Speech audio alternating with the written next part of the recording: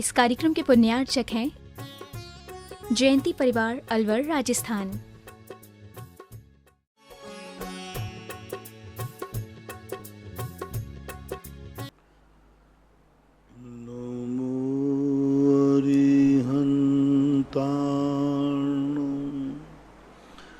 नमो सिद्धाणं नमो आयर्याणं नमो वज्रायाणं नमो लोये सवसाहुणं। पंच परमेष्टि भगवान की जय। आचार्य श्री गुरुवर कुंद कुंद महाराज की जय। आचार्य श्री गुरुवर विद्यासागर महाराज की जय। परम पूज्य निर्यापक श्रवण मुनि श्री सुधा सागर जी महाराज की जय। परम पूज्य मुनि श्री महासागर जी महाराज की जय। नमोस्तु गुरुवर। शशि जैन सूरत। गुरुवर नमोस्तु। महाराज जी, इनकी जिज्ञासा है, जो भक्तांबर जी का 48वां काव्य है उसमें वर्ण विविध पुष्पाम के वर्ण रुचिर पुष्पाम ये लिखना है, पढ़ना है। दो प्रकार के वर्णन मिलते हैं, रुचि भी मिलता है और विविध भी मिलता है। तो विविध शब्द ज़्यादा उचित प्रतीत होता है। रुचि शब्द का अर्थ होता है अच्छे सुंदर वर्ण, और विविध यानी नाना वर्ण। तो अब पाठ भेद में अभी प्रभायमान में तो विविध वर्ण विचित्र पुष्पाम ऐसा शब्द का उल्लेख है। सुरेन जैन सहारनपुर। गुरुवर नमोस्तु। महाराज जी ये पूछ रहे हैं कि भरत जी को निर्माण कहाँ से प्राप्त हुआ, और निर्माण कांड में राजा दशरथ के पुत्र राजा दशरथ के सुत कहे देश कलिंग 500 लहे का क्या अर्थ है? भरत चक्रवर्ती के मोक्ष के संबंध में बहुत सारी अलग अलग विचारधारा है। कई लोगों ने भरत बाहुबली का मोक्ष कैलाश पर्वत से माना, लेकिन निर्माण कांड के अंदर जो निर्माण भक्ति दी है उसमें पूज्यपाद स्वामी ने पोदन पुरे वृष दीप के चा, दो जो वृष दीपक हैं तो मूल तो बाहुबली और भरत ही हुए हैं, उनको पोदनपुर कहा, नाम तो नहीं लिया। पोदनपुरे वृषदीप के चा, यानी सब भगवान के जो दीपक हैं दो पोदनपुर के मुख गए। लेकिन कई लोगों ने कैलाश पर्वत को भी संकेत किया है, इसलिए निर्णय करना बहुत कठिन है। कलिंग देश के 500 लहे यानी 500 राजा जो कलिंग देश के थे, राजा राजकुमार, उन्होंने वहां से मुक्ति प्राप्त की, ऐसा मानना चाहिए। तो पहले जो राजा दशरथ के सुत कहे, राजा दशरथ के सुत कहे, इसको कहाँ से जोड़ेंगे महाराज जी? राजा दशरथ के सुत कहे तो दो, लव और कुश। तो लव और कुश के लिए जो हैं दोनों के राजा दशरथ लव।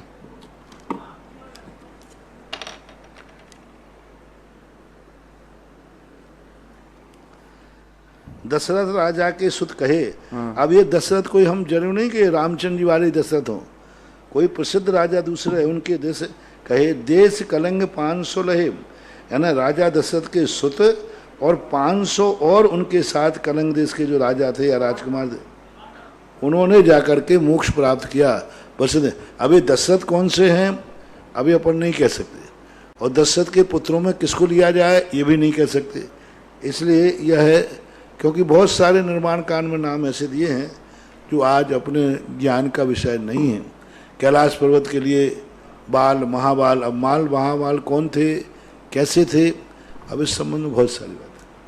तृप्ति जैन मुजफ्फरनगर। गुरुवर नमोस्तु।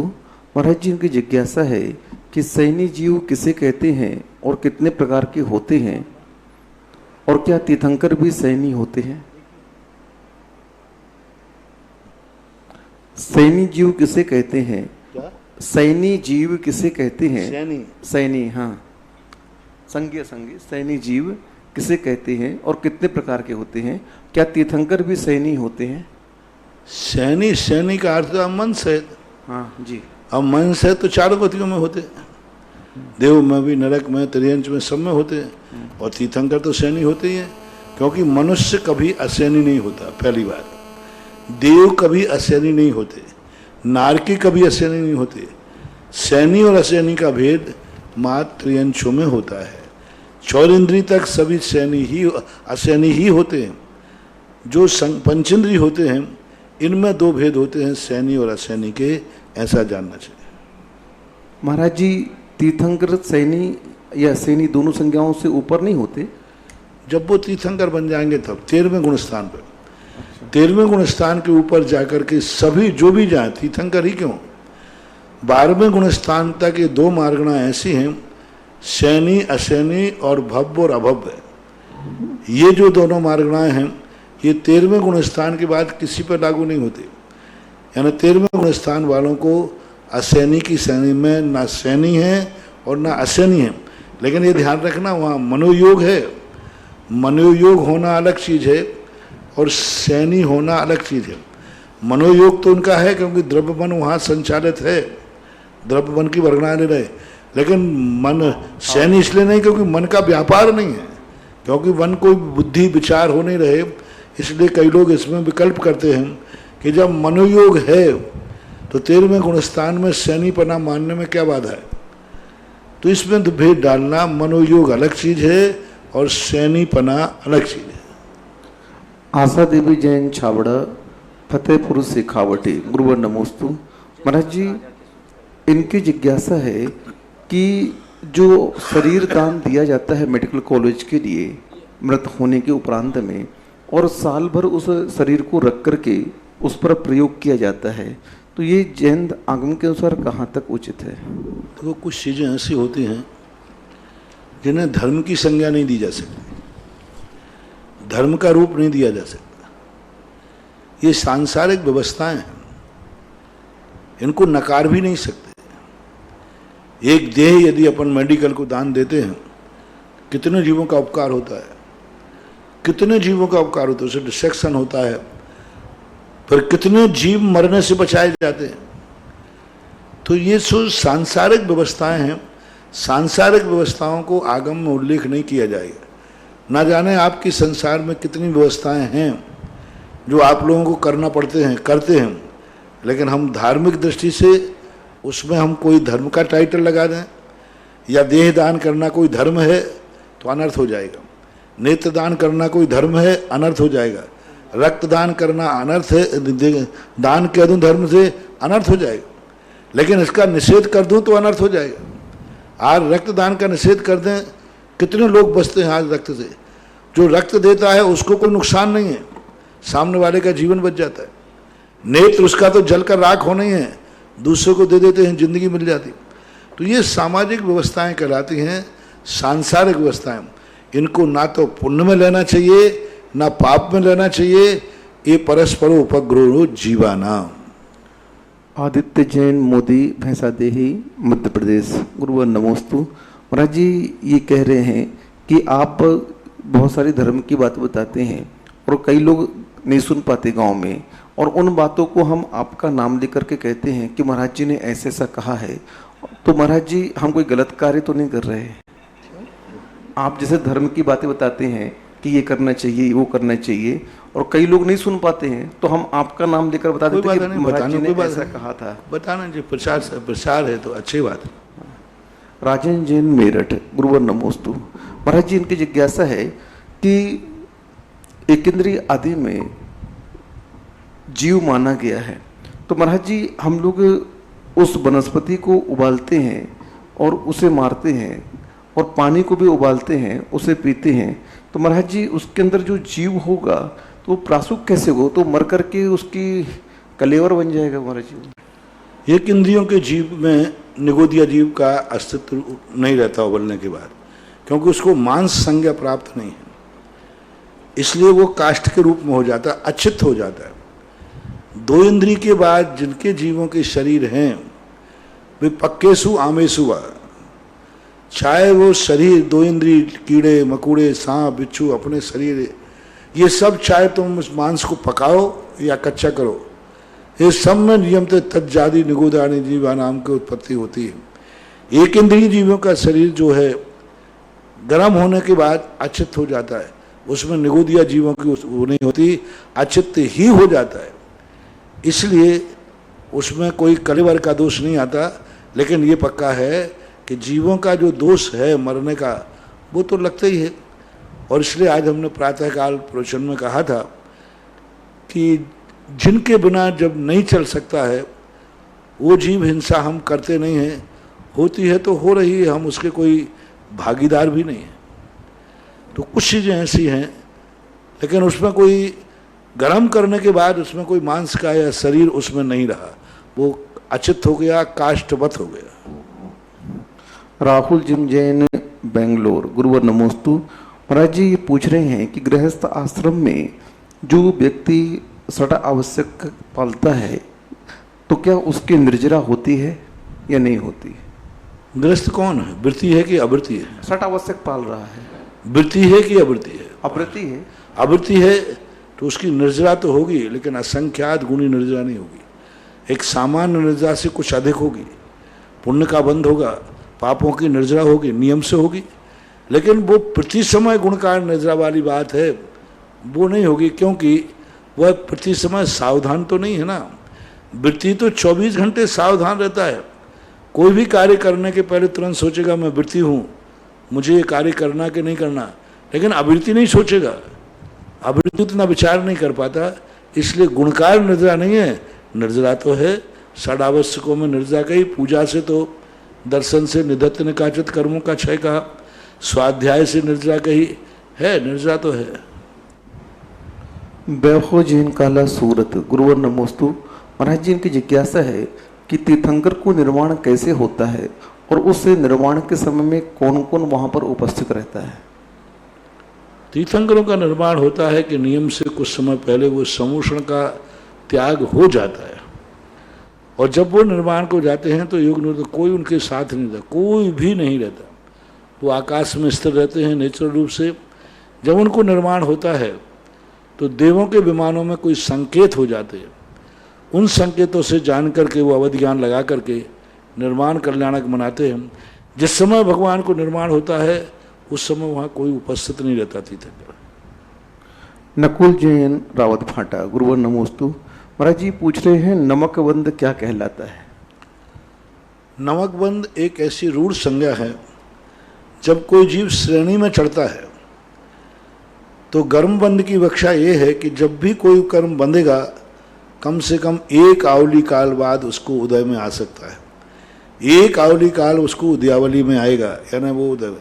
लेकिन अंत की फाली जब कोई व्यक्ति की बंध विच्छुत्ति होने वाली है, अब उसके बाद उसका एक समय कुछ आवली बचे ही नहीं है, मतलब एक आवली में कम समय बचा है, लेकिन अभी वहाँ बंद हो रहा है। जैसे पुरुष वेद का है, अब पुरुष वेद का बंध नियम से हो रहा है, अंतिम समय तक चलता है, 9वें गुण स्थान में चलता है। अब सत्ता का पुरुष वेद खत्म कर दिया, लेकिन अभी जो नया बंध हो रहा है तो वो नया बंध तुरंत के तुरंत उदय में आकर के बनता है और तुरंत उदय में आ जाता है। उसके लिए जो आवली वाला सिस्टम है, अचलावली जिसे कहते हैं, सैद्धांतिक शब्द है। कोई भी कर्म किसी ने बांधा है, कम से कम एक आवली काल तक उसका कुछ भी नहीं होती, यथा स्थिति रहती है। ना उद्यावली में जाएगा, ना संक्रमण होगा, ना उत्कर्षण अपकर्षण होगा, कुछ भी नहीं। जैसा बंधा है वैसा ही पड़ा रह जाएगा, सब कर्म ऐसे ही होता है। लेकिन अंत में जब 9वें आदि गुण स्थान में जाता है तो अब वो सत्ता ही नहीं बची वहाँ पर कर्म की, और 2 समय बाद 4 समय बाद अब गुणस्थान ही बदल जाना है, तो फिर क्या होगा? तो उसको नमक बंद बोलते हैं कि नया जो बंद है, नमक नया बंद, वह तुरंत के तुरंत उदय में आ जाता है। एक असाधारण प्रक्रिया श्रेणी के अंतर्गत होती है विशेष रूप से। रूपेश जैन हीरापथ मानसरोवर जयपुर, गुरुवर नमोस्तु। महाराज जी ये पूछ रहे हैं कि दुर्लभ जीवन को हमें प्रमोशन देना है, डिमोशन नहीं देना है, तो प्रमोशन के लिए क्या करना चाहिए? जो जिस भूमिका में है उस भूमिका के जो क्रियाएं बताई वो क्रियाएं पालन करना चाहिए, यही प्रमोशन का तरीका है। रूपेश जैन हरदा, गुरुवर नमोस्तु। महाराज जी, अपने शरीर में 7 चक्र होते हैं, तो इन 7 चक्रों का क्या महत्व है? अध्यात्म से इसका कोई रिलेशन है क्या?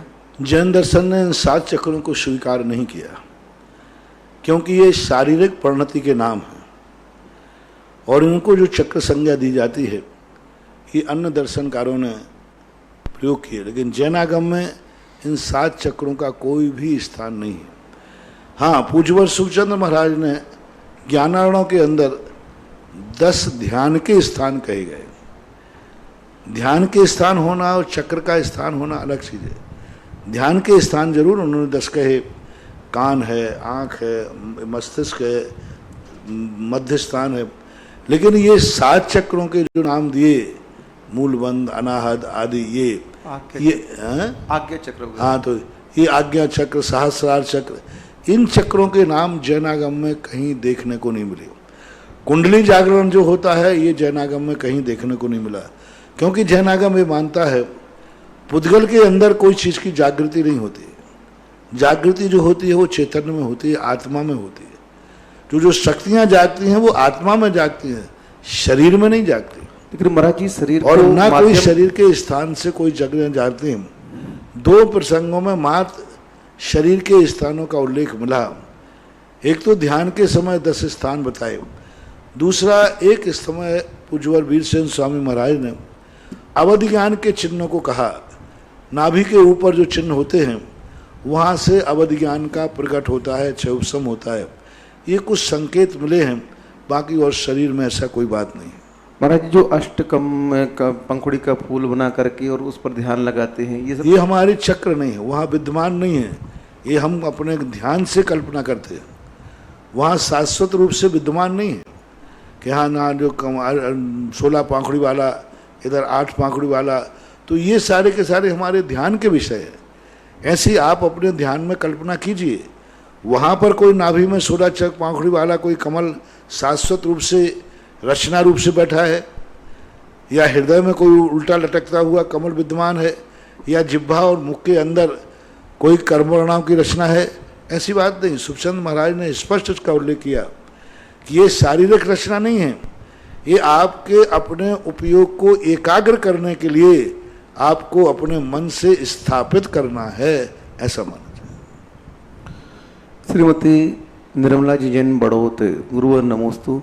महाराज जी, आज आपने प्रवचन के दौरान कहा था कि किसान कितना भी क्रुद्ध हो जाए अपनी गाय को मारता नहीं है, गाय को तो कसाई ही मारता है। तो महाराज जी, उन कसाईयों को गाय बेचता कौन है? किसान ही तो बेचते हैं। जब वो ठीक है, वो मूर्ख किसानों की बात नहीं, हम अच्छे किसान की बात कर रहे हैं। हर चीज में अच्छे साधु की जब चर्चा की थी, साधुओं को तो अच्छी चर्चा की जाएगी, लेकिन कुछ गलत भी होते।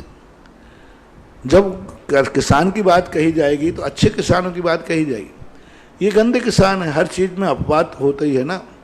जो अच्छे किसान होते हैं वे बैल को, गाय को बेचते नहीं हैं। जिस गाय को उन्होंने उपयोग किया अपने खूंटे पर ही रखते हैं, अंतिम दम तक उनके लिए सेवा करते हैं। अब लेकिन जो बिगड़े हुए किसान हैं, अब वो सब करते हैं तो होता है। महाराज जी, वैष्णव धर्म के अनुसार एक गाय में 33.5 करोड़ देवी देवताओं का वास मानते हैं वो लोग। तो महाराज जी, उनके धर्म में जब इतने वर्णन किया गया है तो उसके उपरांत भी वे उनकी रक्षा क्यों नहीं करते हैं? कई बार देखा जाता है कि किसान लोग जब तक गाय दूध देती है तब तक तो अपने पास रखते हैं और उसके बाद गौशालाओं में छोड़ आते हैं और फिर पुनः वो अपने गायों को वापस ला करके अपने उपयोग में लेते हैं। तो ये छल कपट नहीं है महाराज जी? 2 चीजें इसमें हैं। देवताओं का जो रूप मानने की बात है, ये एक शक्ति की बात कही गई कि 33 करोड़ देवता सिद्ध हो जाएं, वो शक्ति उनमें है। वो गाय के जीवन से संबंध बना दिया। देवता उसमें स्थापित हैं, ऐसा नहीं है। यदि ऐसा मानते हैं तो ये उनकी एक कल्पना है, भक्ति है। जैन आगम इसको नहीं मानता। जैन आगम तो ये कहता है कि एक पशु है, जैसे सभी पशु है वैसे ही मानना चाहिए। दिनेश जैन, भेड़ाघाट, जबलपुर, गुरुवर नमोस्तु। महाराज जी, इनकी जिज्ञासा है कि नदी, सूर्य, चंद्र, इनको हम क्या माने? सूर्य को, चंद्र को, नदी को क्या माने?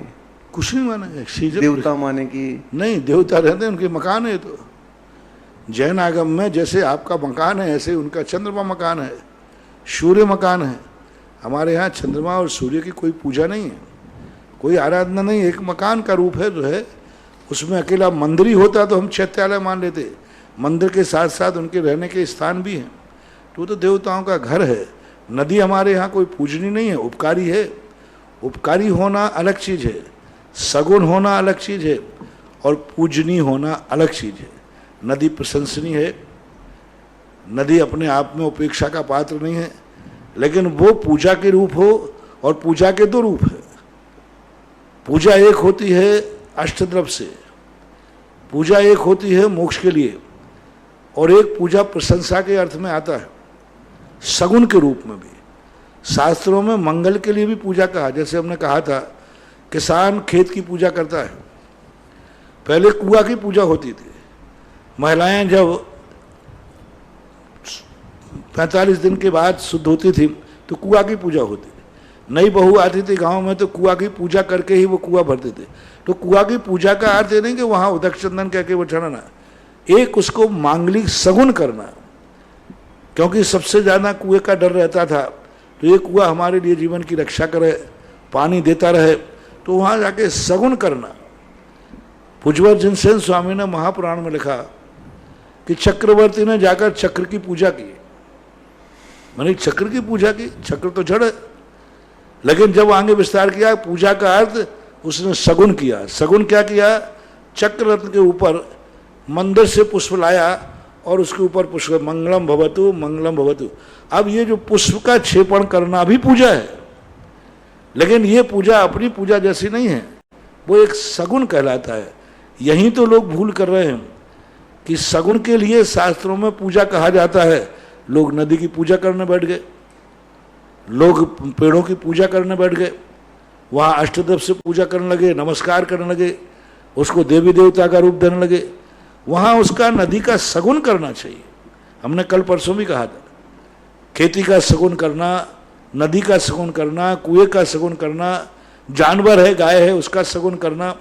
गाय के लिए गाय पूजा होती है दिवाली के समय बहुत लोग। तो पूजा का अर्थ क्या? उसको कोई अर्घ चढ़ाना है? नहीं, उसको सगुण करना, मांगलिक करना, क्योंकि वो सबको दूध देती है। माँ के दूध से लोग कम जिंदा हैं, गाय के दूध से ज़्यादा जिंदा है। माँ का दूध बेटे को कितने दिन मिलता है? साल 6 महीने मिलता होगा, वो भी पूरा नहीं, लेकिन गाय का दूध पूरी जिंदगी भर होता है। तो उस गाय को सगुण करते हैं। तो ये हमारे जैन दर्शनों में सगुण का उल्लेख मिलता है, और सगुण को पूजा के नाम से साहित्य में कहा जाता है, लेकिन पूजा के अनेक अनेक रूप होते हैं। सोनू जैन हरदा, गुरुवर नमोस्तु। महाराज जी ये पूछ रहे हैं कि आत्मा और जीव में क्या अंतर है? जीव का एक अंतरंग जो शक्ति है, स्वरूप है, वो आत्मा कहलाती है। कहते हैं ना भैया इसकी आत्मा क्या है? आत्मा यानी इसका स्वरूप, इसका मूल पर्पस, असाधारण शक्ति। तो अध्यात्म ग्रंथों में विशेष रूप से आत्मा कहते हैं। जब भाव तत्व की चर्चा आएगी तो हम आत्मा कहेंगे, और जब द्रव्य तत्व की चर्चा आएगी तो हम जीव कहेंगे, द्रव्य कहेंगे। ऐसा मालती जैन, सराफा बाजार, जबलपुर, गुरुवर नमोस्तु। महाराज जी जब कोई व्यक्ति मर जाता है और जो उनके परिजन बाहर रहते हैं, तो उनको 3 दिन 4 दिन बाद खबर मान लो मिलती है, तो उनका सूतक कब से प्रारंभ होगा? जब खबर मिली उसके बाद जितने शेष रहे उतने दिन का ही सूतक है। मान लीजिए किसी का जन्म हुआ या मरण हुआ, आपको 5 दिन बाद खत्म खबर मिली, तो अब शेष दिन 5 दिन का ही सूतक लगेगा, आपको फिर 10 दिन का नहीं लगेगा। जिस दिन से समाचार होता है उतने जितने शेष दिन बचते हैं उतने ही मानना चाहिए। मान लो मरण हो गया, 13 दिन का सूतक है, आपको 3 दिन बाद खबर मिली, अब 10 दिन शेष है तो 10 दिन का ही लगेगा, ना कि उसे फिर से 13 दिन का। ऐसा नहीं। और घर में मिट्टी रखी है तो उसी समय से सूतक लगेगा कि मिट्टी जाने के बाद से? 2 बातें इसमें। पहली बात तो हमारे यहाँ जिस दिन मरता है उसी दिन जलाने का प्रावधान है, लेकिन फिर भी कुछ कदाचित कई बार शाम को मरण को प्राप्त हो जाते हैं, तो जो जलाने के बाद सूतक तो शुरू हो जाएगा जब वो मरण को प्राप्त हुआ है तभी से, लेकिन सूतक के निष्ठापन की जो तारीख आएगी 13वां दिन, वो आएगा जब तुमने जलाया है उसके बाद से। जैसे सपोज कीजिए आपके यहाँ कोई मरण को प्राप्त हो गया और आज मरण को प्राप्त हुआ, तो सूतक आज से लागू हो जाएगा। और आपने किसी कारणवश उसको 2 दिन रखा, कोई पोस्टमार्टम में चला गया है, किसी को बाहर से आने के लिए आपने रोका है, परसों आपने जलाया, तो आपके जो 13 दिन माने जाएंगे वो परसों से गिने जाएंगे। लेकिन इधर सूतक आज से शुरू हो गया, यानी ये 2 दिन बिफोर टाइम जो हैं ये आपकी भूल है, आपकी गलती है, आप जो रोके हैं आपके मोह है, आपकी मजबूरी है। लेकिन सूतक तो अभी यहाँ से चालू हो गया, लेकिन 13 दिन कब से गिनना? जब दाह संस्कार होता है वहाँ से 13 दिन गिने जाते। क्योंकि तीसरे कब मानोगे? आज मरण हो गया, आज ही जला देते तो परसों आप 13 ये मानते कि नहीं? और आपने यदि आज मरा है और परसों जलाया है तो आप तीसरा कब मानेंगे? परसों ही मान लेंगे कि उसके 3 दिन बाद मानोगे? सामान्यता उसके 3 दिन बाद मानेंगे, बस वही सिस्टम यहां लागू होगा, ऐसा मानना चाहिए। महेंद्र जैन ग्वालियर, गुरुवर नमोस्तु। महाराज जी, इनकी समस्या है कि इन्होंने भक्तांबर जी का विधान आपा में ले लिया और बिजोलिया जी में भी ले लिया है, लेकिन अब इनकी भावना है कि यहाँ का विधान कैंसिल करके हम भक्ति कलश लेना चाहते हैं यहाँ का। तो महाराज जी, इसमें कोई दोस्त तो नहीं? आपका बिल के नीचे लिखा रहता है भूल चूक लेना देना कोई बात नहीं, क्योंकि आप वापस तो नहीं ले रहे हो ना, यहीं के यहीं धर्म में ही परिवर्तन कर रहे हो जाता है, कर सकते हो, कोई आपत्ति नहीं, कोई बाधा नहीं, कर सकते। अक्षय संगई अमरावती, गुरुवर नमोस्तु। महाराज जी, लोग रात्रि को मंदिर जी में सामूहिक बैठ करके सामयिक पाठ और नमोकार अंतर सब पढ़ते रहते हैं, स्वाध्याय करते हैं, तो उस दौरान ये लोग भक्तांबर जी का पाठ कर सकते हैं क्या? स्वाध्याय के समय? हाँ, उसी समय सब इकट्ठा करते हैं, सब बैठ करके स्वाध्याय सामयिक जाप सब सामूहिक करते बैठ करके। तो सामूहिक करते हो तो सामूहिक में जो हो रहा है वही करना पड़ेगा, फिर सामूहिक कहाँ रहा है? सब अपना अपना मौन होकर के करो पाठ, तो कर सकते। लेकिन तुम सामूहिक हो रहा है कि हम नमोकार मंत्र 1 घंटे का है तो नमोकार मंत्र भी कर लें, भक्तांबर भी कर लें, तो ऐसा नहीं, आपका प्रश्न ही गलत है। सामूहिक है तो फिर अलग से कैसा, और अलग से कर रहे हो तो सामूहिक कैसा? ऐसा। मुकेश जैन एडवोकेट ब्यावर, गुरुवर नमोस्तु। महाराज जी, इनकी जिज्ञासा है कि पद्मनंदी पंचविस्तका में जो धर्मोपदेशामृत श्लोक नंबर 44 का हिंदी अर्थ वहाँ पर लिखा है कि महान तप करने वाला भी अगर शरीर में मौत तो रखता है तो वह संसार का कारण होता है, इसलिए अन्य बाह्य पदार्थों की क्या बात कही जाए। इसलिए महाराज निरंतर वसूला और हरित चंदन इन दोनों में समभाव को धारण करते हुए आत्मा के संयोग को प्राप्त हुए शरीर में भिन्न एकमात्र अपनी आत्मा को ही धारण और उसकी भिन्नता का स्वयं अवलोकन करते हैं। तो इनकी जिज्ञासा है कि इस श्लोक में जो हरित चंदन और वसूला आया है उसका क्या अर्थ लेंगे?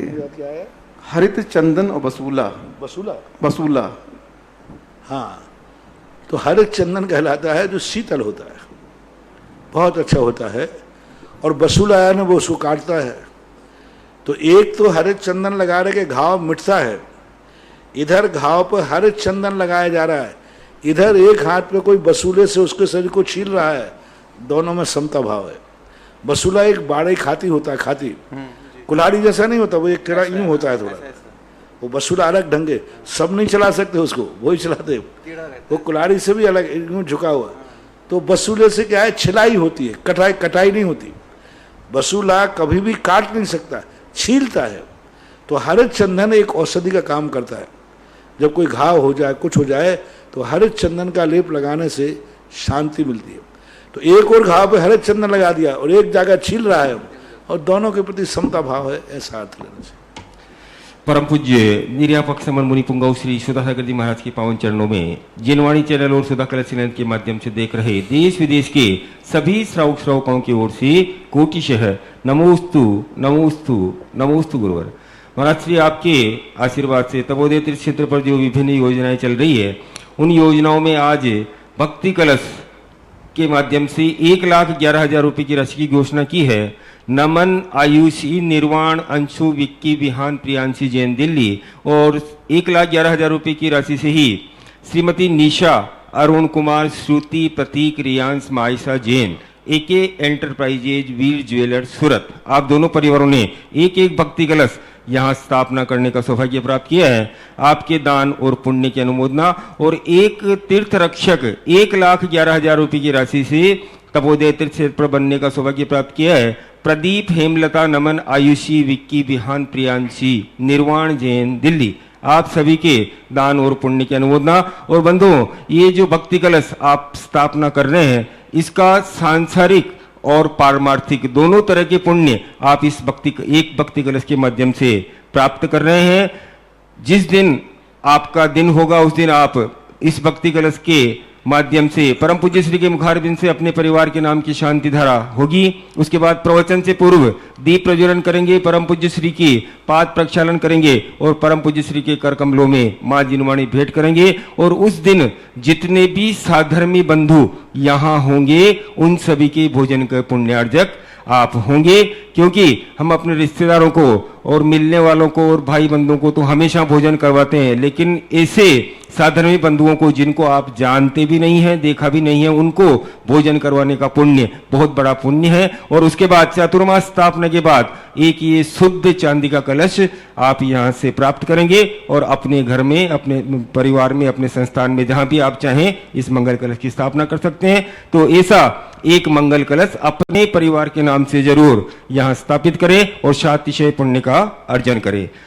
महाराज श्री आज की पहली जिज्ञासा है वंदना जैन सतना की ओर से। नमोस्तु भगवान, स्वर्ग में देवतागण आपस में किस भाषा में वार्तालाप करते हैं? जब वे यहाँ आते हैं तब कौन सी भाषा प्रयोग करते हैं? देवताओं की भाषाओं के संबंध में वो कौन सी आपसी में भाषा बोलते हैं, आगम का इसमें कोई उल्लेख नहीं मिलता। लेकिन जब वो जहाँ आते हैं वो वहाँ की भाषा बोल सकते हैं। मान लो राजस्थान आए तो राजस्थान की भाषा बोलेंगे, कर्नाटक गए तो कर्नाटक की, इंग्लिश में, सब भाषाएं बोल सकते हैं वो, लेकिन उनकी ओरिजिनल भाषा कौन सी है आगम का उल्लेख नहीं। अगली जिज्ञासा है नविता जैन मांगरोल से। नमोस्तु महाराज श्री। महाराज श्री, जीव तो जीव द्रव्य है, कर्म परमाणु पुद्गल रूप है। कर्म बंधन के समय में दोनों जीव द्रव्य पुद्गल द्रव्य एक कैसे हो जाते हैं, जबकि एक द्रव्य दूसरे द्रव्य रूप परिणमन तो होता नहीं? सिद्ध भगवान पर यह बात घटित होती है क्या? कहाँ होता है कर्म जीव रूप? कहाँ होता है जीव कर्म रूप? कहाँ होता है? होते ही नहीं, सब अलग अलग होते, कोई संबंध ही नहीं है। कर्म कर्म को बांधता है, आत्मा कर्म को बांध। अब बीच में चपेट में आ जाता है, गाय के गले में रस्सी बंधी है, अब बोलो रस्सी से रस्सी बंधी है कि गाय से बंधी है, गाय बंधी है कि नहीं बंधी है? कहाँ बंधी है? कहाँ बंधी? रस्सी है, रस्सी से गला बांध दिया गाय का, तो अब गाय बंधी है कि नहीं बंधी? बंधी है। कहाँ बंधी है? रस्सी से रस्सी बंधी है, गाय तो फ्री है। बस ऐसे ही कर्म का होता है। कर्म जो बनते हैं, स्कंद आदि जो बनते हैं, वे कर्म बनते हैं, लेकिन आत्मा के साथ उनका संबंध होने से, क्योंकि वो कर्म रस्सी बांधी गई गाय को बांधने के लिए, वो कर्म बंधे हैं आत्मा को बांधने के लिए। अन्योन्य प्रवेश है, एक दूसरे में प्रवेश हो जाता है। जैसे ये उदाहरण तो फिर भी एक देश बनेगा, दूध है और उसमें पानी मिला दिया, अब वे दोनों एक दूसरे में मिल गए, लेकिन पानी पानी है, दूध दूध है, कल निकाल लेना। आपको दूध में पानी मिला दिया, आप देखोगे सब दोनों एक बेग मिल गए। कम्माद पदेशाणम अन्नोन पवेशनम इधरो। पुजवर नेमीचंद महाराज ने द्रव्य संग्रह के अंदर बहुत अच्छी बात है, कम्माद पदेशाणम अन्नोनम प्रवेशनम बंधो। आत्मा के और कर्म के प्रदेश एक दूसरे में मिल गए, जैसे दूध में पानी मिल गया, लेकिन अपन को दिख रहा है मिल गया, पानी पानी है, दूध दूध है, हंस को दे दीजिए, हंस तुरंत दूध दूध पी लेगा, पानी छोड़ देगा। इसी प्रकार दूध को तपा दीजिए, पानी उड़ जाएगा, दूध रह जाएगा। ऐसे कर्म जो हैं दूध और पानी के समान मिले हैं, बाकी एक दूसरे रूप नहीं हुए हैं, हो ही नहीं सकते ऐसा। इनकी ही अगली एक जिज्ञासा और है महाराज श्री, ये पूछना चाह रही है कि कर्म आश्रव को रोकने के लिए हम गृहस्थ क्या करें? गृहस्थ का तो तुम गृहस्थ तो कुछ कर नहीं सकते, कुछ कर्मों को रोक सकते, क्योंकि कर्मों का जो आश्रव होता है, जो योगन की चपलाई ताते हुए आश्रव भाई। अब आश्रव तो मन वचन काय की चंचलता, रुके तो बात बने।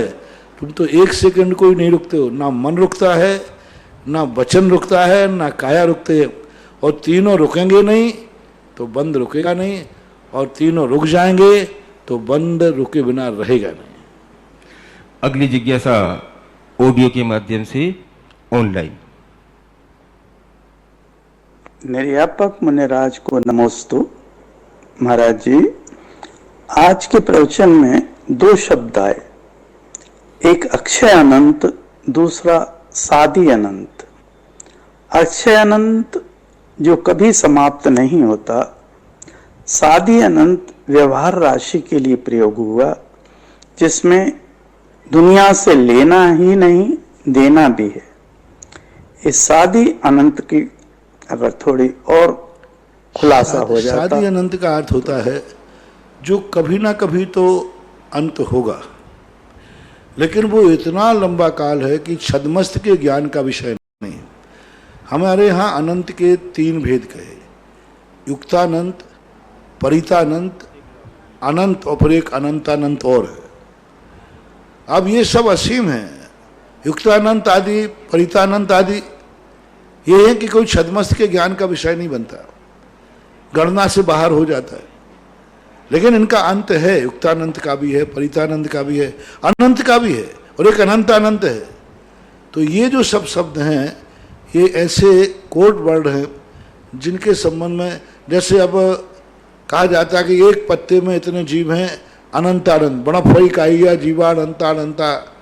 अब एक पत्ते में अनंतानंत जीव हैं, और अनंत अनंत जीव होकर के ये कभी ना कभी मोक्ष तो जाएंगे, भव्य है, भव्य अनंत हैं, और अनंत मोक्ष चले गए। तो ये मोक्ष जा रहे हैं, जाएंगे, लेकिन इसका कभी भी कम तो हो रहे हैं। लेकिन एक ऐसा अक्षय अनंत है, कम भी होता है लेकिन समाप्त नहीं होता। तो जो व्यवहार राशि जो होती है, ये घटती बढ़ती रहती है। व्यवहार राशि का अर्थ, हम व्यवहार राशि को अंत कर सकते हैं, व्यवहार राशि को हम जान सकते हैं, लेकिन जो व्यवहार राशि के अंदर है वो तो अनंत अनंत है, उसका तो कोई पार ही नहीं। अनंत को अनंत के रूप में ही जानते। यूं कहना चाहिए, जिसका आदि और अंत हम जान सकते हैं, हम नहीं, यानी कोई महान ज्ञानी, तो वो एक अनंत है, सादी अनंत है, साधारण लोग नहीं जान सकते। जिसका आदि और अंत नहीं होता है वो अक्षय अनंत होता है, जिसका आदि और अंत होता है वो अनंत होता है, सादी अनंत होता है। जैसे अपन लोग अनंत काल से कर्मों को बांधते आए, अनादि संबंधेश्य, कर्मों को अपन ने अनादि काल से बांधा, अनादि काल से, और काल कहा जाए कितना, अनंत काल से। अनंत काल से ज्ञानावरणादि कर्मों का बंद हो रहा है, होता आया है, लेकिन एक दिन उनका अंत होता है कि नहीं? तो अनंत का अंत हो गया कि नहीं? और एक व्यक्ति आज सिद्ध भगवान बना है और अनंत काल तक बनेगा, तो ये सादी अनंत हो गया कि नहीं? अनंत अनंत तो नहीं रहा ना, आज बना है सिद्ध भगवान, और कब तक रहेगा? अनंत अनंत काल तक रहेगा, लेकिन सादी अनंत हुआ। तो कर्म की क्षय की अपेक्षा भी सादी शांत है, और अनंत उपलब्धि की अपेक्षा भी सादी अनंत है, ऐसा मानना चाहिए। एक भक्ति कलश के पुण्यार्जक श्रीमान महेंद्र कुमार जी, मंजुलता जी, गौरव, स्वीटी, प्रतीक, सीमा, गौरवांशी, गर्विता, उदिता, देशना, छाबड़ा परिवार, लाल कोठी, जयपुर। महाराज श्री ये कल यहाँ तपोदर क्षेत्र भक्ति कलश की स्थापना करेंगे। महाराज श्री के मुखारबिंद से अपने परिवार के नाम की शांति धारा करवाएंगे, दीप प्रज्वलन करेंगे, माँ जिनवाणी भेंट करेंगे, पाद प्रक्षालन करेंगे, और कल के जितने भी भोजन के यहाँ साधर्मी बंधु रहेंगे, सभी के भोजन के पुण्यार्जक ये रहेंगे। और भी जिन बंधुओं ने अपना भक्ति कलश स्थापना किया है, उन सभी से मैं निवेदन कर रहा हूँ, आप अपनी अपनी तारीख यहाँ शीघ्रता से भेज दें, ताकि आपकी अगर कोई विशेष तारीख है, उस दिन हम आपके नाम से ये सारी क्रियाएं आपके नाम से यहाँ करेंगे, और अगर आप यहाँ उपस्थित है तो आप स्वयं आके करेंगे। अगली जिज्ञासा शास्त्री श्रीमती मंजू जी छाबड़ा जयपुर की ओर से। परम श्रद्धेय गुरु। एक मिनट, जैसे इन्होंने कहा कि आपका क्लास है तो आप यहाँ आके करेंगे, लेकिन यहाँ कैसे आएंगे? वो अभी तो कल से ही लेने लग जाएगी। यहाँ उपस्थित हैं हाँ, तो उपस्थित है तो। वो क्वारंटाइन करके फिर आप आओगे, ध्यान रखना, नहीं तो फिर लोग फिर गड़बड़ कर देंगे। नहीं आने का नहीं, मैंने ये बताया था उपस्थित हैं तो करेंगे, नहीं तो हम लोग आपको करेंगे और शाम को जिज्ञासा में आपके नाम की घोषणा की जाएगी। परम श्रद्धेय गुरुवर के चरणों में बारंबार नमोस्तु नमोस्तु नमोस्तु। महाराज जी, शब्दों की दुनिया में कुछ ऐसा होता है, शब्दों की दुनिया में कुछ ऐसा होता है कि शब्द कुछ और होते हैं पर उनका अर्थ कुछ और होता है। महाराज जी, अगर हम किसी को किसी के हित की बात कहें और सामने वाले को बुरा लग जाए तो इसमें किसको पाप आश्रय होगा? हमने तो, हमारा बिल्कुल भाव नहीं है कि किसी को दुख पहुंचाएं, लेकिन सामने वाले को अगर दुख होता है तो इसमें कर्मों का आश्रय किसको होगा, किसको कषाय का बंद होगा? शब्द एक ऐसी दुनिया है कि एक व्यक्ति ने शब्दाद्वैत नाम का एक मत है जो ये कहता है कि सारी दुनिया शब्दों के अलावा कुछ है ही नहीं, क्योंकि बिना शब्दों के ना तो हम बोल सकते हैं, कोई भी वस्तु देखो शब्द बीच में आएगा। हमने ये उठाया, सब लोग कहेंगे पेन, सब कहेंगे कलम, कोई ना कोई शब्द का उच्चारण होता है। रही बात सामने वाले को अच्छा बुरा लगने पर, वो बोलने वाले के अभिप्राय के ऊपर, बोलने वाले को 3 बातों पर विचार करना चाहिए। पहला विचार करना चाहिए कि जिसके लिए हम बोल रहे हैं वह मेरे प्रति क्या भाव रखता है, क्या वह मेरे प्रति मैं कहूँगा अच्छे के लिए कहूँगा, क्या वो अच्छा मानेगा? यदि हमारे बोलने पर हमें मालूम नहीं है कि वो अच्छा नहीं मानेगा तो हमें नहीं बोलना चाहिए। तो अब हम जब ये यदि अपने विचार नहीं किया तो बोलने वाला भी कुछ हद तक भागीदार है, क्योंकि उसने इस पर विचार क्यों नहीं किया कि ये हमारी बात को मानेगा कि नहीं मानेगा, मैं अच्छा कहूँगा इसको बुरा लगेगा। दूसरी बात है उस सामने वाले की योग्यता क्या है, उस व्यक्ति की योग्यता। तीसरी बात, वह व्यक्ति क्या तुम्हारी बात को समझकर उपकार मानने को तैयार है। हमारे एक प्रायश्चित ग्रंथ में एक बात आती है, गुरु को कहा, मालूम है कि गुरु को इसने गलती की है, अपराध किया है, लेकिन प्रायश्चित वो देते नहीं। उससे कहते तुम मांगो तो प्रायश्चित दूंगा, क्योंकि प्रायश्चित देने के बाद उसने बैर साध लिया तो, उसने आहत को और ज़्यादा बुरा कर दिया तो जन्म जन्मांतरों तक भी वो शिष्य गुरु को पेरेगा। तुमने मुझे प्रायश्चित दिया था। प्रायश्चित उसको दिया जाता है जो प्रायश्चित लेने के बाद प्रायश्चित देने वाले का उपकार माने कि हे गुरुदेव, आपने मुझे दंडित करके प्रायश्चित देकर हमारे ऊपर उपकार किया है, तो ठीक है, और वो उपकार मान ले। अब देखता हूं, मैं भी तुम्हें देखता हूं, आपने मुझे ये दंड दिया जैसे अदालतों में होता है। तो वक्ता को हमेशा ये ध्यान रखना चाहिए, और यदि तुमने ये सारा ध्यान रखा है बोलते समय, फिर भी सामने वाला यदि गलत अर्थ ले रहा है तो ले वे। हम लोग प्रवचन करते हैं, हम लोग प्रवचनों में कोई भाव नहीं रहता, लेकिन ना जाने कितने लोगों को बुरा लगता है, ना जाने कितने लोग उसको बुरा मानते। वक्ता का भाव ही नहीं, प्रवचन करने वाले का अच्छा भाव है, लेकिन सामने वाला खोटा ले रहा है। आपको लोग देखते हैं, प्रवचनों की कई बातों की आलोचनाएं भी होती हैं, व्हाट्सएप भी चलते हैं, महाराज ने ऐसा क्यों बोला। अब महाराज का भाव ही नहीं था कि ऐसा बोलना है, लेकिन सामने बस वो युक्ति ध्यान रखना चाहिए, सीख जाको दीजिए ताको सीख सुहाए, सीख जो दीनी वान रही घर चिड़िया का जाए। बस ये नीति जो बनी है, कुछ चीज़ें ऐसी होती हैं जो धर्म से संचालित नहीं होती, नीतियों से संचालित होती है। एक दिन मैंने पूरा प्रवचन दिया था, धर्म अलग चीज़ है और नीति अलग चीज़ है। धर्म सत्य को स्वीकार करता है, बुरा लगे तो 100 बार लगे, मुझे कोई लेना देना नहीं है, मैं तो सत्य कहूँगा। लेकिन नीति कहती है मत कहो, तुम्हारे लिए नुकसान हो जाएगा, मत कहो। धर्म कहता किसी को नुकसान हो, सत्य सत्य होता है। लेकिन नीतियाँ हमें दुनिया में चलना सिखाती हैं, नीतियाँ हमें सभ्यता सिखाती हैं, नीतियाँ हमें बहुत सारी चीज़ों से बचा देती हैं। जो व्यक्ति सत्य के लिए का आलम्बन लेता है वो जिंदगी में बहुत दुख पाता है, और सत्य के साथ जो व्यक्ति नीति को अपना लेता है तो फिर वह देख रहा है कि गलत कर रहा है, दोष वादे चमोन्यम, आपने रोका क्यों नहीं? मैं रोकता वो उल्टा मेरा लिए गले पड़ जाता, मैं रोकता वो उल्टा मेरे लिए बाहर कर देता। तो फिर वहां क्या करना? नीति कहती है धर्म नहीं, धर्म नहीं कहता कि बोल मौन रह जाओ। नीति कहती है दोषवादे चमौन्यम, मौन रह जाओ, क्योंकि वो तो अधर्म कर ही रहा है, साथ में तुम्हें भी क्लेश करा देगा, तुम्हें भी अशांति कर देगा। कई बार तुम किसी को बचाने जाओ, दो व्यक्ति लड़ रहे हो, वे दोनों मिलकर के फिर तुमसे लड़ बैठते। सांप में होता है, सांप जब दो सांप लड़ते हैं, विशेषता है सांप की, दो सांप जब लड़ेंगे जम के लड़ेंगे, यदि कोई बीच में आ गया तो वो दोनों मिलकर के पहले उसको निपटाएंगे। दोनों मिलकर के लड़ते हुए सांप के बीच में कभी किसी को जाने को मना किया है। यदि तुमने लड़ते समय वहां पहुंच गए तो वे दोनों एक हो जाएंगे, जो बीच में आया पहले दोनों मिलकर उसको निपटाएंगे, फिर आपसे फिर लड़ना शुरू कर देंगे। लेकिन तीसरे को निपटाने के लिए वो दोनों एक हो जाते हैं। तो संसार का ऐसा स्वभाव है, सर्प के आकार का स्वभाव वाला, सावधान रहना चाहिए।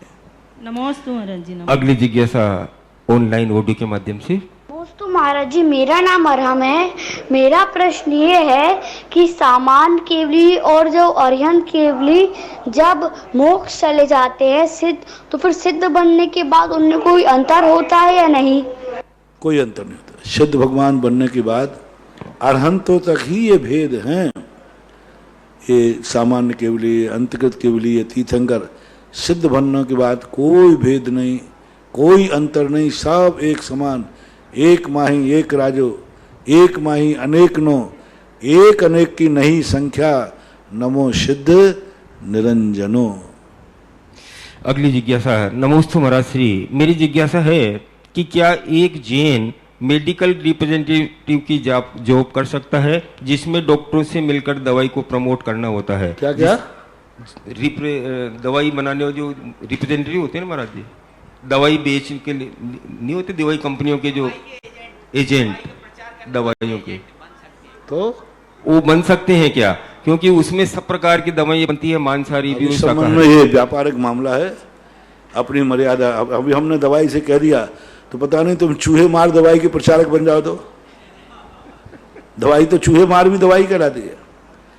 तो आप विवेक से काम करें, जिसमें हिंसा नहीं होती हो, लाभ ज्यादा होता हो, उपकार ज्यादा होता हो, वो ऐसे अव्यक्त प्रश्न पूछ करके आप अपने दोषों में मुझे भागीदार न बनाएं। अगली जिज्ञासा है नीतू जैन पराशिया की ओर से। महाराज श्री के चरणों में नमोस्तु। महाराज श्री, मेरी शंका है कि गर्भस्थ महिला के बच्चे के अच्छे संस्कारों के लिए कैसे भाव रखना चाहिए और क्या करना चाहिए, कृपया समाधान करें। मैं बहुत बार बता चुका हूँ, ऐसी बातें हम किसी पर्टिकुलर नाम से लेकर के नहीं बता सकते। जब पुरुषों के बीच में आता है, पंच कल्याणक में गर्भ कल्याणक आदि क्रियाएं आती हैं, उन निमित्तों को लेकर हम बता सकते हैं। हम लोग साधु हैं, हम लोगों की मर्यादा होती है। कोई निमित्त मिला करके, कोई लेकर के, देखो जैनाचार्यों ने संसार की बातें अलग से नहीं कही कि तुम घर कैसे बनाना, शादी कैसे करना, बाल बच्चों की सुरक्षा कैसे करना, बाल बच्चों को कैसे जीवन देना, कैसे जन्म देना, ये सारी बातें नहीं कही। लेकिन उन्होंने एक महापुरुष की कथा लेकर के सब बातें कह दी, सब बातें कह दी। जन्म भी दिला दिया, विवाह भी करा दिया, सास ससुर वगैरह जो कुछ झगड़े टंटे भी करा दिए, सब करा दिए। लेकिन वो सीधा नहीं कह सके कि आप लोगों को अपनी गृहस्थी कैसे चलाना चाहिए, क्योंकि वो धार्मिक साधु थे। उन्होंने किसी कथा का बहाना लिया और उन्होंने कथा का आलम्बन लेके कहा, ये महापुरुष ने अपनी गृहस्थी ऐसे चलाई है, इन्होंने गृहस्थी में ऐसे ऐसे कार्य किए, इनके जीवन में ये समस्याएं, ये कथन कर दिया। अब उनको कितना बड़ा फायदा हुआ। मैंने कोई गृहस्थी का उपदेश नहीं दिया, मैंने कोई गृहस्थी का उपदेश नहीं दिया, मैंने तो एक महापुरुष की जीवन की क्रिया को बताया है। उन्होंने ऐसा किया है और इनडायरेक्ट रूप से आपको उपदेश मिल गया।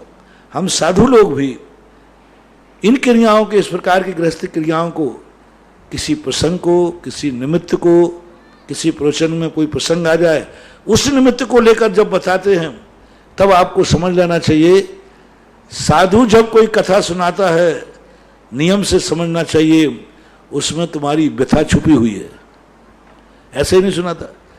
कथा सुनाने का अर्थ ही है कि वो तुम्हारे लिए कुछ बताना चाहता है, तुमसे कुछ कहना चाहता है, सीधा नहीं कह पा रहा है कि तुम ऐसा करो, इसलिए साधु कथा को लाता है, फिर कथा के माध्यम से तुम्हारे लिए उपदेश देता है। तो उस समय जब मैं उपदेश दूं, उस समय आप कोट कर लिया करो। अलग से पर्टिकुलर रूप से बताना संभव नहीं है, उचित भी नहीं है, मर्यादा है। कई बार मैंने आप लोगों ने पूछा, महाराज हमारे लिए कौन से भक्तामृत का कड़ा पढ़ना? भाई जब मैं प्रवचन देता हूं तब नोट करो ना। यदि अब अलग से बताऊं तो झाड़ा फूकी है, और प्रवचन के फ्लो में बताऊं तो वो प्रवचन की महिमा है उस श्लोक की, ऐसा ध्यान रखना चाहिए। अगली जिज्ञासा, नमोस्तु भगवान। महाराज श्री सर्वार्थ सिद्धि विमान की ध्वज दंड का कोई माप है क्या? हे गुरु। सामान्य रूप से जो माप होते हैं, ध्वजाओं के अलग से कोई माप तो लिखा नहीं कि ध्वजा इतनी बड़ी ध्वजा होती है, किस विमान की ध्वजा कितनी बड़ी होती है, ये अलग अलग कोई माप तो लिखा नहीं है। लेकिन ध्वजाएं नाप से ही होती हैं। जो उनका विमान होता है, शिखर होता है, उनका जो नाप होता है, उस हिसाब से सब विमानों की ध्वजाएं अलग अलग प्रकार की होती हैं। सर्वार्थ सिद्धि के विमान की ध्वजा अलग है, अनुदिश की अलग है, विमान सबकी अलग अलग होती हैं, ऐसा। अगली जिज्ञासा ऑडियो के माध्यम से ऑनलाइन। नमोस्तु गुरुवर, मेरा नाम भविष्य जैन है। मैं गाजियाबाद से हूँ। मेरी उम्र 9 वर्ष है। महाराज जी, जनवाणी दिवस पर आपने कहा था कि हर व्यक्ति को अपने जीवन में एक शास्त्र जरूर कंठस्थ करना चाहिए।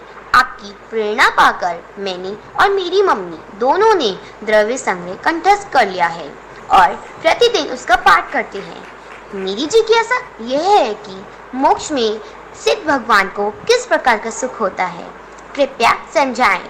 नमोस्तु गुरुवर। मोक्ष में जो सुख होता है, पहली बात तो तुमने शुद्ध पंचमी के दिन का एक नया जो प्रसंग इस बार आया कि हर व्यक्ति का एक इष्ट गुरु होता है, हर व्यक्ति का कोई इष्ट भगवान भी होता है। जैसे आपके कॉलोनी के मंदिर होते हैं, तीर्थ होते थे, लेकिन अभी तक किसी व्यक्तियों ने जिनवाणी इष्ट नहीं होती जो तुम प्रतिदिन याद कर सको। इष्ट गुरु को प्रतिदिन याद करते हो, जिनेंद्र हो। तो और उस दिन जो प्रसंग आया, और मुझे बड़ी खुशी है कि भारत देश के अंदर उस जिनवाणी दिवस के ऊपर पर हजारों लोगों ने ये ग्रंथ को कंठस्थ करने का संकल्प किया और पाठ किया। हजारों लोगों ने। भले मैंने कह दिया छोटा ग्रंथ, कोई तत्वार सूत्र को याद कर रहा है, कोई इष्टोपदेश याद कर रहा है, कोई द्रव्य संग्रह याद कर रहा है, क्योंकि ज्यादा बड़ा करने से वो पाठ नहीं कर पाएंगे, भूल जाएंगे। इसलिए छोटे छोटे ग्रंथ होना चाहिए। जब हमारे जीवन में किसी भी प्रकार की भूल पड़ती है तो गुरु से हम मार्गदर्शन ले लेते हैं। जब हमारे जीवन में कोई संकट आता है तो हम भगवान का दर्शन ले लेते हैं। लेकिन कभी जब हमारी ज्ञान मति विभ्रम होने लग जाए तो हमें जिनवाणी भी हमारे पास एक होना चाहिए। जहाँ कहीं हम जंगल में रहें, कहीं भी किसी अवस्था में रहें, हमारे पास जिनवाणी का एक ग्रंथ रहेगा। और यदि हम उसका पाठ करते करते यदि मरण को प्राप्त हो गए और उस समय, तो आगे जाकर के सुत केवली भी बन सकते हैं, आगे जाकर बहुत बड़े ज्ञानी बन सकते हैं। तो हर व्यक्ति को अपने जीवन में एक ग्रंथ करना चाहिए, बहुत अच्छा है। सिद्धों का जो सुख होता है वो अव्ययवाद सुख होता है। अव्ययवाद का अर्थ होता है अब उनके सुख में किसी प्रकार की कोई बाधा आने वाली नहीं, वो आत्मा का सुख होता है, अतीन्द्रिय सुख होता है। उनको हम शब्दों से नहीं बांध सकेंगे। संसारी प्राणियों को तो आंखों का सुख हो गया, अच्छा कलर मिल गया, अच्छा स्वाद मिल गया, अच्छे शब्द मिल गए, तो ये सुख होता है। लेकिन उनके शरीर ही नहीं है, इंद्रियां ही नहीं है, तो उनको अनंत सुख जो है आत्मा का मिलता है, जो संसार के सुख के सामने बहुत बड़ी बाड़ी है। ये सुख तो कुछ भी नहीं है, वो सुख जो है। विनोद जैन कगडारी वाले टीकमगढ़ की ओर से गुरुवर के चरणों में कोटि कोटि नमोस्तु। महाराज श्री 3 दिन से लगातार जैसे ही मैं छत पे जाता हूँ मेरे सर पर कौवा बैठ जाता है, इसमें मेरे कौन से पाप कर्म का उदय है? और महाराज से देखो, इससे इस मुझे संबंध में क्या इतना ही है? कहूंगा, ज्यादा तो मैं बोलूंगा नहीं, कि ठीक नहीं है, कुछ अशुभ का संकेत होता है। कोई जरूर नहीं कोई बड़ा अशुभ है, लेकिन ज्योतिष शास्त्रों के अनुसार काक का स्पर्श, काक का काटना, डोंक मारना, पंजा मारना, स्पर्श भी शुभ संकेत नहीं है। बस इतना ही कहूंगा, किमात्मक संकेत है, क्या है, ये सारा डिटेल में मैं नहीं बोल पाऊंगा, लेकिन बस प्रशस्त नहीं है। उसके लिए एक ही है कि आप अपने थोड़ा धर्म ध्यान बढ़ाएं।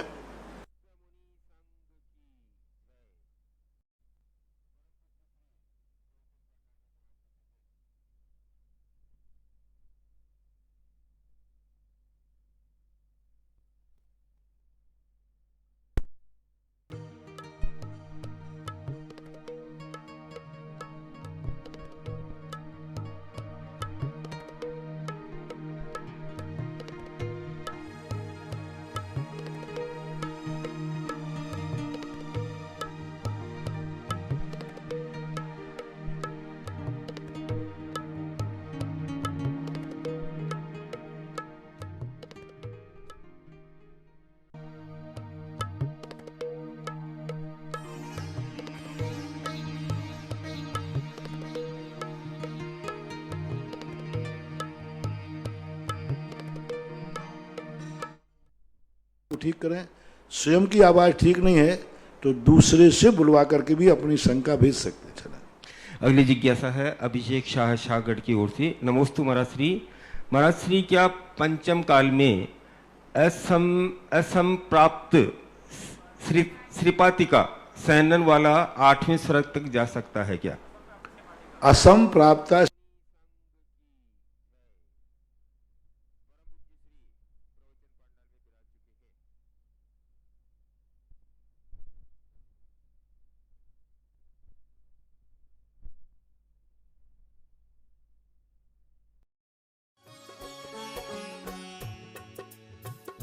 इस कार्यक्रम के पुण्यार्चक थे जयंती परिवार, अलवर, राजस्थान।